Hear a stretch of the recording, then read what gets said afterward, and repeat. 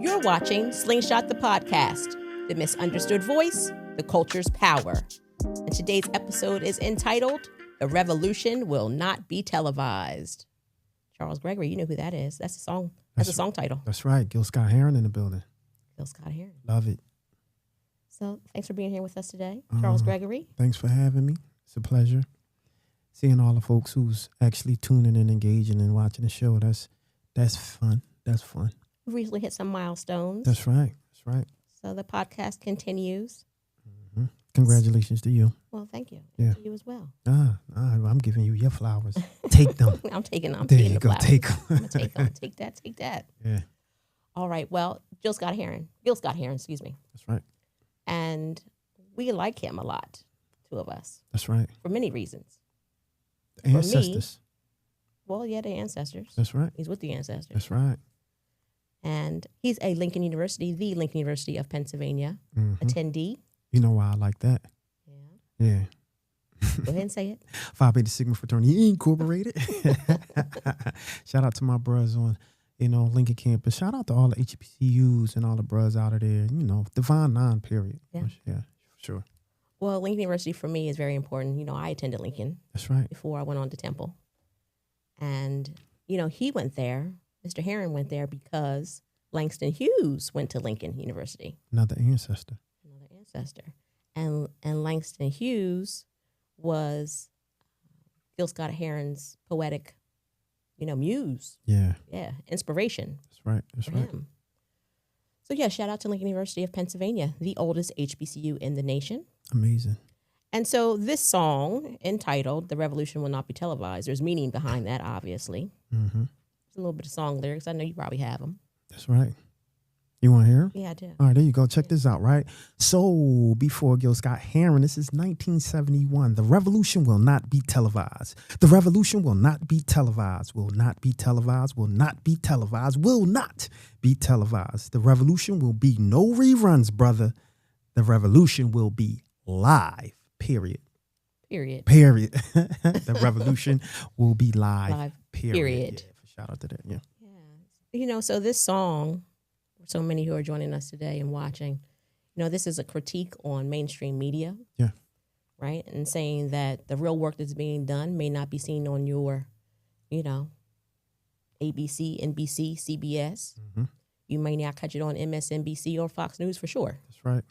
Right? But the type of change that we need is not going to be delivered through corporate media. Mm-hmm. The type of change comes from our calls to action. It's not going to come from passive participation in what's happening in the world in this moment. And so, no, the revolution will not be televised, but it will be live. It will be live. It will be live. Yeah. All right, well, shout out. All right, well, a lot of people have something to say about, revolution and theatrics and performative acts, particularly as it relates to elected officials. And so when people are talking about that as of late, right, as you're watching this today, you probably know about what's happening there in California with Governor Gavin Newsom and how currently he is absolutely parroting the work of Donald Trump in the moment, really taking what Donald Trump does and maybe doing it a little better. You might say adding a little sauce to what Donald Trump is doing. And he is making sure that people are recognizing how hypocritical they're being to criticize him and how he is using the media to get his message out when he's doing it in the exact same way in which the President of the United States is doing it. Yeah. Have you been paying attention at all to the tweets? Not really. I tend to not engage too much in the tweets. It's like I don't even utilize X. Yeah. Right. One can make the assumptions why I don't anymore, but yeah, I don't engage in it. I find myself, it's hysterical to me because he's parroting the exact way he writes, the way he uses capital letters, right, the way he, denigrates people, how he, says how things are the most wonderful and such. So it's a little bit of comedy. And in these times, you need a little bit of joy, a little bit of laughter in order to sustain. Yeah, absolutely. That's why I say for those who are feeling marginalized or feeling like they're pulling their hair out of their head because of this guy, I just say you got to laugh at him. I mean, he's a caricature of a person, right? And so there's no need to be upset and mad at this guy. It's just you have to laugh. You know how they say, I laugh to stop myself from crying. You have to do that and stop worrying about this That's guy. real. I have to laugh to keep from crying. That's what I'm saying. Because the policies will make you cry. And a revolution will not be televised. Look here, we're going to write our own lyrics. That's what I'm saying. You know, others that, get pinpointed as being performative or adding theatrics, it would be Congresswoman Jasmine Crockett. She's one of my favorites. Okay. Are you familiar with her at all? I am. We had the opportunity to get some tape of her, big back in the building. Yeah. So, I mean, she's the champion right now. So, yeah. Champion of the clapback, as they say. I was in Poland in the summer this year at a World Justice Forum. And all the folks in Poland and from all over the world, because it was a World Justice Forum there, all over the globe, all wondering what we're doing over here in America. What's happening over here? We're going to let some things happen the way they are. And they're all wondering, who's going to be the superhero? Who's going to come through and save the day for the United States of America? And the Polish women, believe me when I say this, they are in love with Jasmine Crockett. And, Warsaw, Poland, those folks understand what revolution is all about. Okay. They had an uprising of their own. Okay. So when they say that they're in love with Jasmine Crockett as a people, that must mean something. Yeah. I wonder why we don't think. I never think of Poland, though. Where is Poland? That's rhetorical. Right? But I'm just saying, one of those things, where are they? I don't hear anything about Poland ever. And no news is good news, probably. That's what I'm saying. Maybe that may be a place that we need to go. So that was the point, right? And so if we're hearing, the drama and all across the nation and the country and in the world, Poland is one of those places that's kind of quiet. Yeah. Maybe that's one of those places we need to go. You got your passport? Yeah. I enjoyed my time in Poland. It was never on my bucket list. It's cold there, right? It wasn't. I was there in the summer. Okay. Usually it's cold, I would guess. Yeah. But yeah, Poland's known to have an uprising. World War II, they had all the drama there in Poland. I didn't know that. And for them to just recently have a situation where the government was not abiding by what the courts were saying.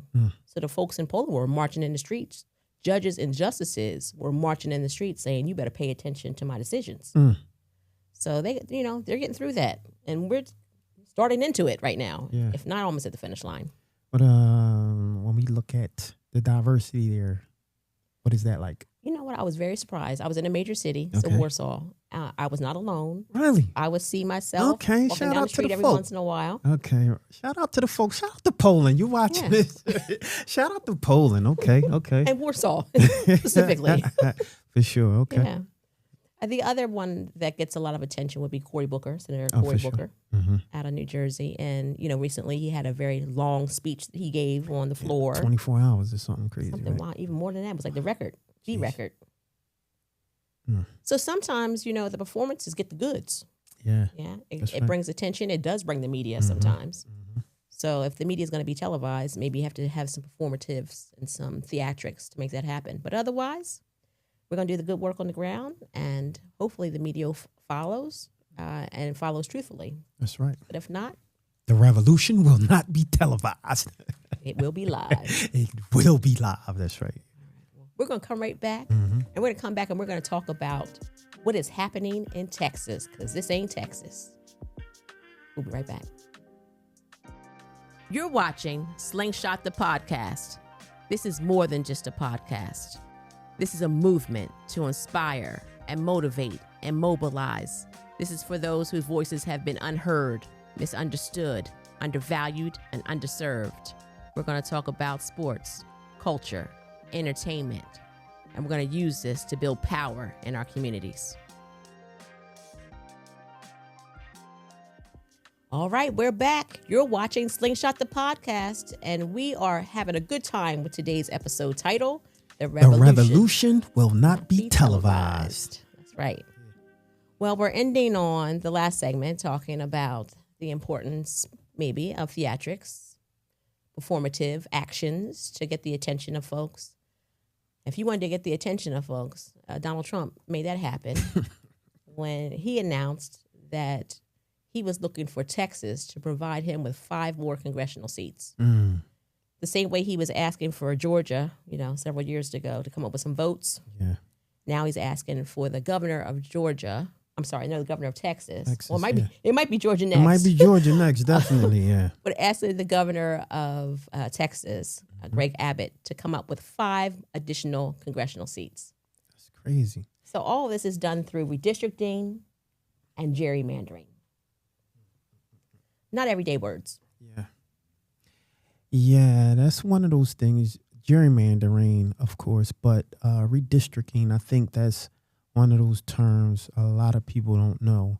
So if you can kind of walk, even me, through that, the people who's watching, what does that mean? Yeah.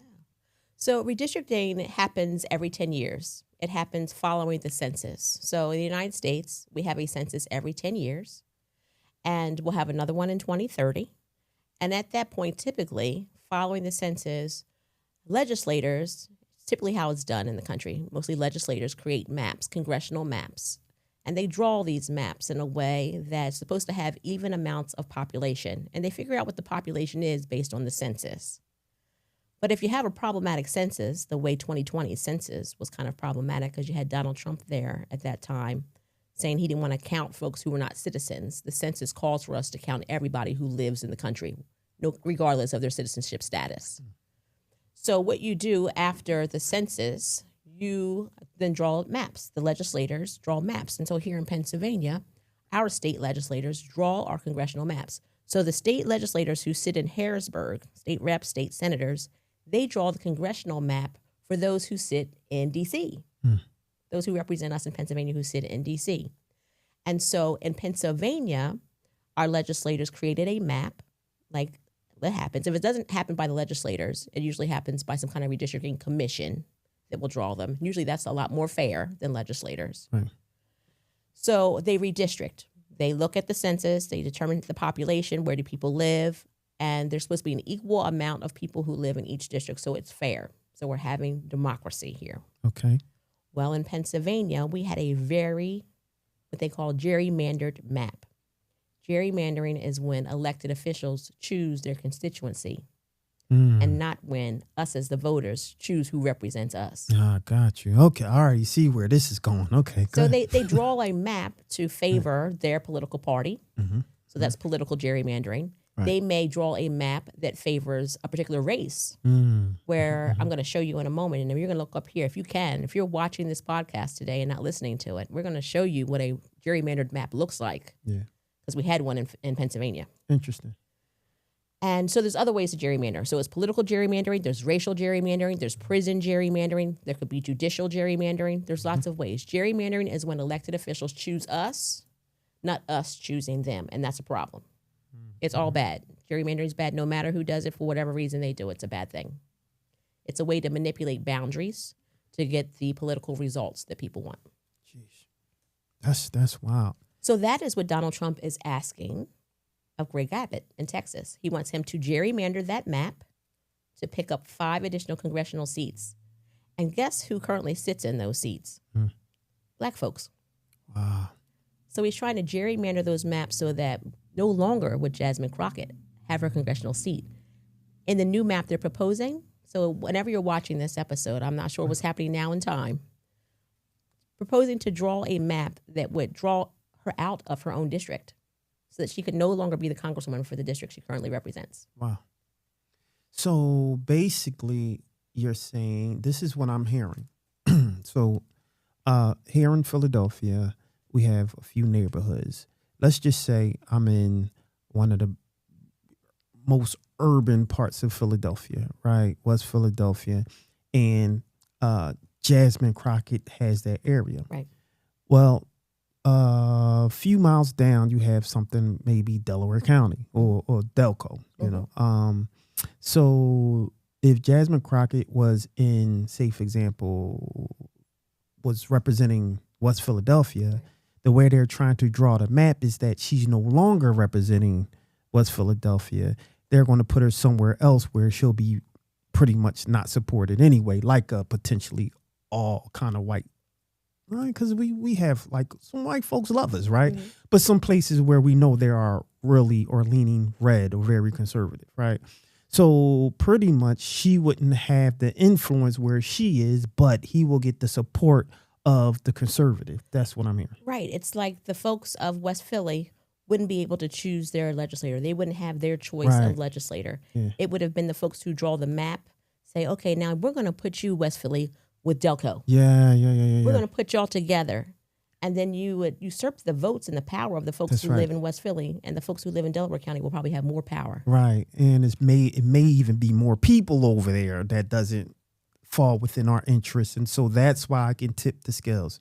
That's what it is? That's exactly what it is. Got you. Wow. Yes. I mean, listen, you're talking about somebody, and you have to acknowledge one, the long game, and someone who's playing chess. Right. They're playing chess, not checkers, right? And so we have to make sure that we strategize and be strategic with what we're doing. Right. Yeah. Because they are playing. Wow. They are playing hardball. Yeah. That's wow. So I want you all to see here. Right. They're out here watching. I want you to see the map. This is the old map, the old gerrymandered map of Pennsylvania. This map was one of the worst gerrymandered maps in the entire country. And I want to draw your attention to the bottom right-hand corner here of Pennsylvania, southeastern Pennsylvania. I want to draw your attention to congressional districts 6 and 16 in the bottom right. 6 is a little greenish. 16 is kind of pink. And I want to pinpoint you all to the city of Reading. The city of Reading is a spot that is in Berks County, right? So outside of Philadelphia. And what this map does is it takes the people who live in the city of Reading, Berks County, and who lives in the city of Reading is the 5th largest city in all of Pennsylvania. Black and brown folks. Yeah. More brown folks now than black at this point. So what they did is they just grabbed up the city of Reading from where it should be, there in 6, and they made it pink and stuck it into 16. 16 is Lancaster County. Jeez. Who lives in Lancaster County? Wow. Who lives in Lancaster County? The Trumpers, yeah. And who else? It ain't us. We used to go there on Sundays to check out things in Lancaster County, right? To see the horse and buggies. That's right. So the Amish is down there too. Right. Yeah, the Amish is down there. With the horse and buggies. The horse and buggy. That's right. So what they did is they snatched up just the city of Reading out of the area that made the most sense with the rest of Berks County and stuck it into Lancaster County to be surrounded by that homogeneous area. Interesting. That is gerrymandering. Unbelievable. Now, I do have a question, right? And maybe you can answer because but this is no offense, and I just want to make sure that I show some space and be sensitive with the question. But does the Amish vote? Do they believe in voting? So, great question. Yeah. They don't vote frequently, typically. Yeah. But there was a surge of some Republican folks who absolutely went down to Lancaster and made an effort to get them registered to vote. Oh, fantastic. Okay. I think the jury's still out of whether or not they actually cast a ballot. But there was a group that went down there and got them registered to vote for sure. Cool. Yeah. Well, I just want to excuse my ignorance. I just want to, be sensitive with. Because there's communities, there's religious communities who don't vote. That's my point. All, yeah, right? For sure. Yeah. Mm-hmm. Yeah. Okay. All right. Well, now I want to now show you what the map has changed to be. And this is a much less gerrymandered map. And as you can see down there in the bottom right-hand corner, the city of Reading is where it belongs with the rest of the folks there, if that makes sense. And it is not stuck into Lancaster County. So we had a very gerrymandered map, and it was our Pennsylvania Supreme Court that said, get rid of that map, throw it out, and instead installed this map that I'm showing you right now. So gerrymandering is all bad, no matter who does it, how they do it.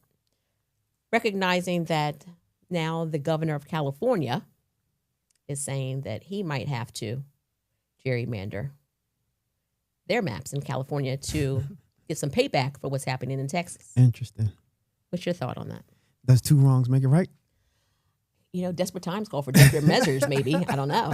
I mean, but that's the thing, right? I mean, if we're going to be fair, right? If we're going to be fair, we call a spade a spade. So if we're, petitioning or trying to create policy against gerrymandering, and then if something happens that we're like, oh, I don't like that, so now that give us, opening to gerrymander, should we do that? Yeah. Right? And so there has been a lot of conversation based around Democrats maybe have been too much of a pushover, right? And they should take the stance like the Trumpers, right? And so one can argue, kind of to your point, all is fair in love and war, right? And so it's just something to think about. If you was to ask me, I felt that the Democrats have always been too soft, and the Republicans, more when you're more conservative, you're like, this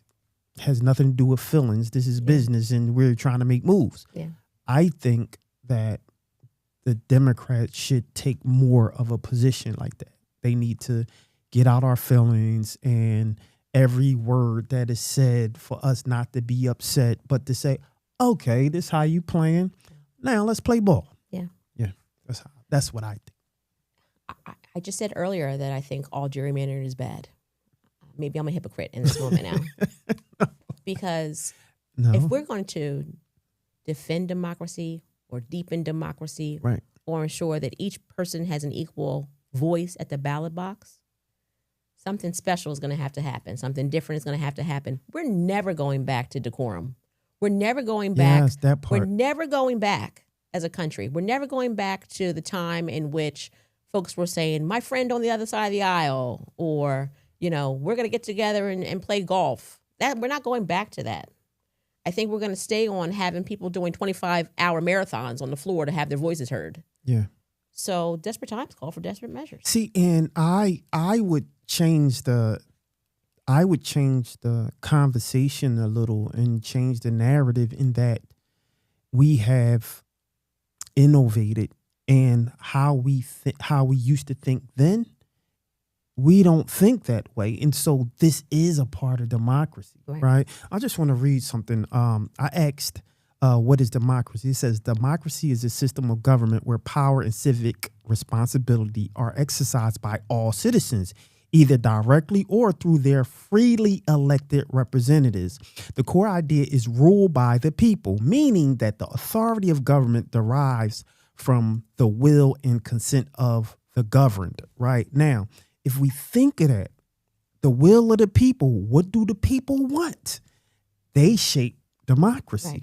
So if they feel, well, you know what, we need to move a certain way, then are we really doing something wrong if the people are saying this is what they want? Yeah.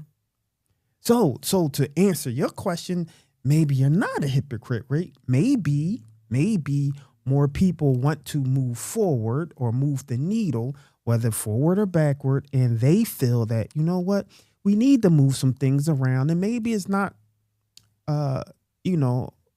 maybe we're not really changing the map too much, but we need to, because think about it, right? The way, say, for example, Brooklyn or Harlem used to look to what they look like now. Right. It's not what they used to look during the Harlem Renaissance. Right. I.e., what does Philly look like, right? Philly, the way that it used to look, the quote-unquote dirty bottom, doesn't look like that now, right?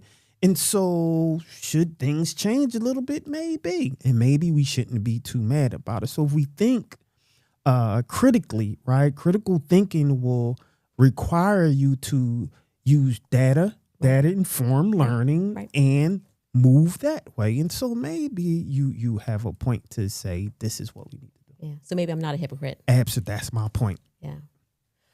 I saw Beto O'Rourke, former congressman out of Texas, Beto O'Rourke, not too long ago when I was in New Orleans. He came through to do a town hall, and he said, if Democrats get back the power, that they need to drive the vehicle as if they stole it. I know. Where's my? I don't have a round of applause. Beto O'Rourke, shout out to him. I think he's right. I think that we've been And I don't want to go back to the presidential race, but I think that the Democrats have been using this old playbook for way too long, and that we need to think differently. And as he said, if we get back in, we need a completely different strategy, and that game plan may be routed to the wheels fall off. Yeah. All right. Well, we got a lot to talk about. Yeah. We're going to come back one more time, and we're going to talk about the most recent executive orders that Donald Trump has threatened on us. We'll be right back. You're watching Slingshot the Podcast, the misunderstood voice, the culture's power, at New Millennium Multimedia Studios.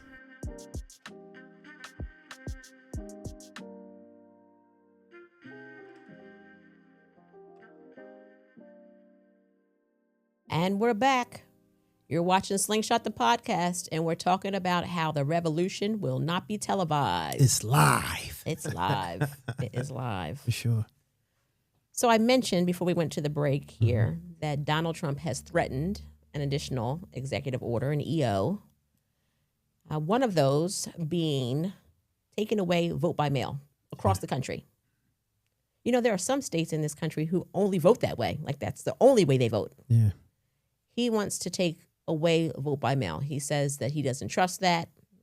Although the majority of Americans believe we're having free and fair elections. He says he doesn't trust it.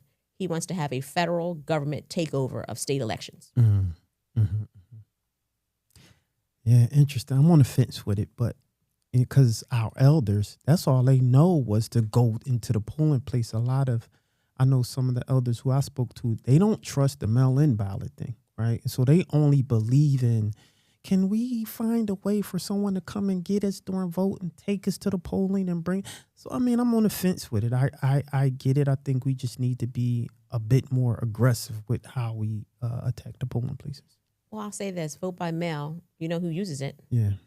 Folks overseas who are defending this country and democracy, right? That's right. Our military folks use vote by mail. What are they going to do? Yeah, shout out to them.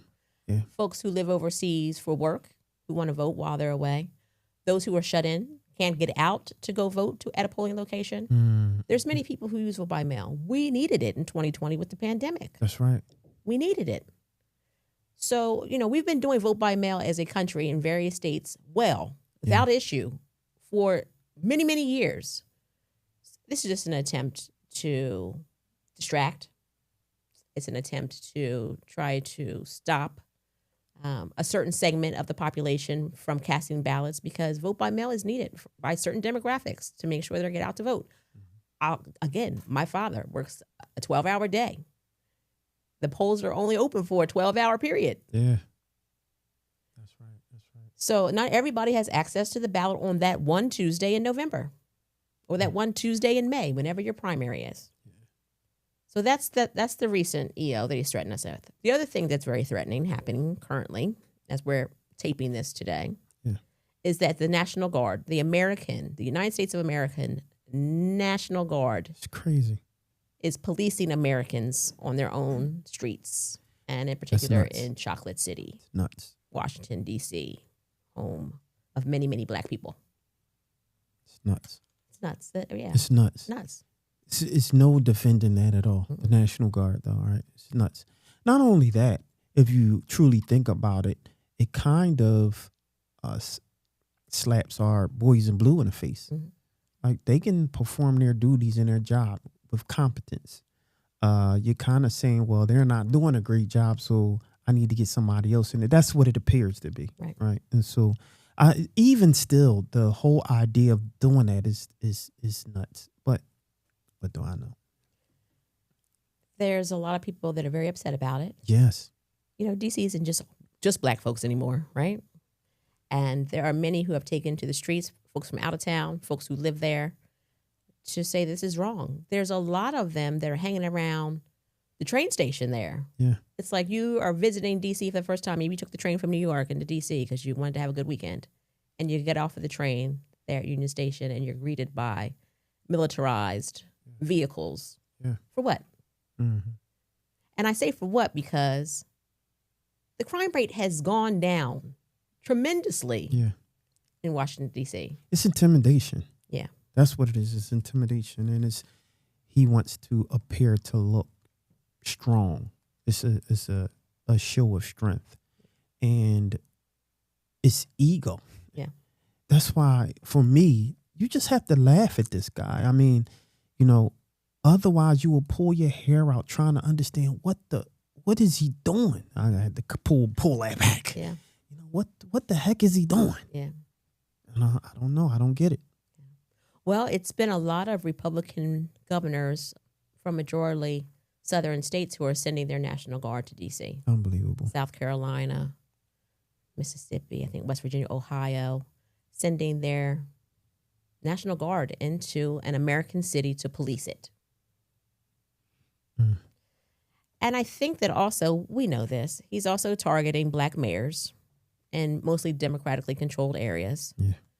And that's where the crime rate has gone down. Black mayors, shout out to the black mayors of the United States of America. Yeah. Crime rate is at historical low levels in so many of these big cities in which we have black mayors. Yeah. Washington, D.C., Baltimore, Philadelphia, Savannah, Georgia. Crime rate down in Savannah, Georgia, violent crime down by 20%.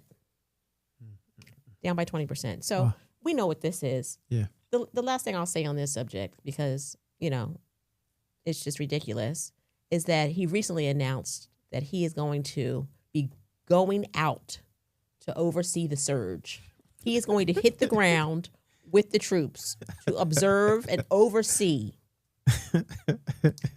KRS-One said something about the oversee and the overseer. Overseer, officer. Yeah, absolutely. Yeah.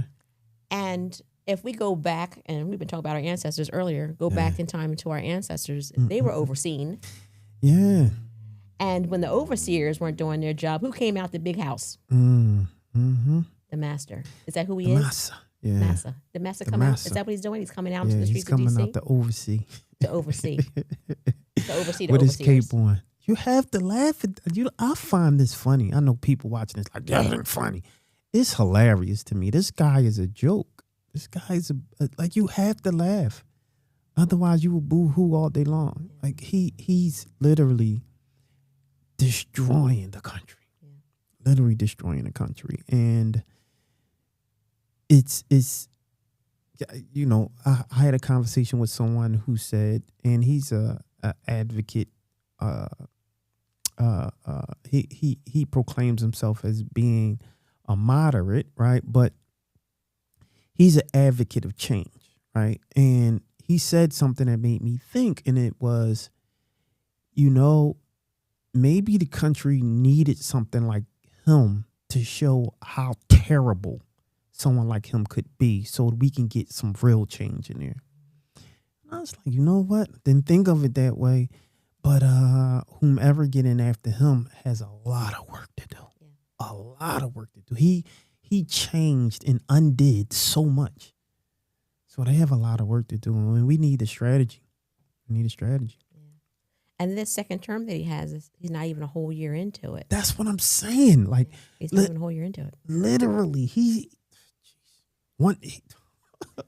ain't even a year, and he has done so much. So imagine 3 more years of this, right? Yeah. And I joke and say in his second term, because he's been joking lately about the possibility of a third term. I mean, he said it out loud at a press conference on a hot mic. He absolutely said that, well, if this country is in the midst of a war, maybe we can't hold an election. Yeah, which is, I'm not even going to get into that, but yeah. Mm-hmm.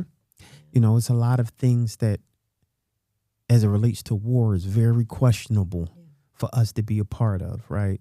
And if that happens, I can see him pulling something like that. Well, he's installing like gold all over the White House, and he's making it really comfy and cozy. And there's some new structure he's building out there that they say is going to take some time and cost hundreds of millions of dollars. I mean, I can't imagine him wanting to build some kind of structure that's all gold out, and then he leaves it to somebody else to enjoy. I can't imagine that. It's so funny. He's making it a Trump Hall. He's making another Taj Mahal. Taj Mahal, yeah. Yeah. The White House is the Taj Mahal. For him. That's right. Yeah, it is amazing. You would have to. You have to laugh to not That's cry. what I said. You have to laugh at it. You have to laugh to not cry. Well, I hope that a lot of people are paying attention to what's happening in this moment because our democracy is at stake. You read off the definition. Mm-hmm. Our ability to choose our elected officials is at stake. That's right. Our ability to have a representative represent us in our body of government is at stake. This will impact your daily lives in all ways. And this doesn't just have to be those who are living on the street, on the streets, literally on the streets. Mm-hmm. The unhoused population in D.C. have been picked up. But for those who are out here that are struggling to make ends meet, just trying to clothe their kids, make sure they're going to a fairly funded school, and just live a decent life, right? Just live a solid, decent life. All of this is going to impact you. Right. So I hope that you all out there today take the advice of Gil Scott-Heron, and here's your call to action. Reach out to your elected officials and let them know that you're not going to tolerate gerrymandering in your congressional maps where you live. Let them know that you are paying attention. Groundswell public opinion. You and some friends, three or four of you, showing up in one place at one time, speaking to an elected official, holding their feet to the fire. So we take the first step, which is voting. And I'm glad for all of you out there who are voting already, making your voices heard. That's probably the easier part. The harder part is actually holding our elected officials accountable for the promises they make to us. And if this isn't what you wanted, maybe you voted for this because you wanted change. You wanted to see something, and you saw it. Now we're seeing the change. If this isn't what you wanted, we can fix this. If this isn't what you wanted, you can fix this. How you fix that in a democratic society, says John Lewis, is by casting the ballot. So let's make sure we get out there and vote this November. Right. We got to vote this November to ensure we have a next November. Yeah, that's right. Well, I want to thank you all for being with us today. The revolution will not be televised, but it will be live. There you go. Period. Have a great day, everybody.